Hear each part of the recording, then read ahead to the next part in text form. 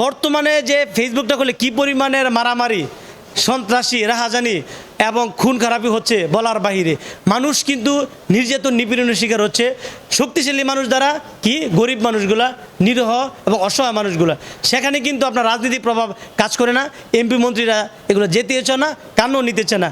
আমার দায়িত্ব হলো, আমি যদি এমপি হতাম, আমার বাঞ্ছারামপুর উপজেলার প্রত্যেকটি নাগরিককে আমি সমান অধিকার দিতাম এবং আমি এও বলতাম যে এখানে যে গরিব, যে দুর্বল আর যে সবল, সে উভয়ই সমান। ইচ্ছা করলে কেউ আইন শৃঙ্খলা পরিস্থিতি অবনতি করতে পারবেন না, ইচ্ছা করলে গরিবের প্রতি, নরমের প্রতি আপনি জুলুম করতে পারবেন না। আপনাকে আইনের আওতা নিয়ে আসতে হবে। দেখেন, বাংলাদেশ সংবিধানে বলা আছে যে সকল মানুষের সমান অধিকার, আইন সবার জন্য সমান। আসলে সারা বাংলাদেশের প্রত্যেকটা এমপি মন্ত্রীকে আমি অনুরোধ করব, আপনারা ঢাকায় বেশি না থেকে সুযোগ পেলে আপনার নির্বাচনী এলাকায় যান, গিয়ে দেখেন প্রত্যেকটি, আমরা ফেসবুক খুললে দেখি বর্তমানে যে ফেসবুকটা খুললে কি পরিমাণের মারামারি, সন্ত্রাসী, রাহাজানি এবং খুন খারাপি হচ্ছে বলার বাহিরে।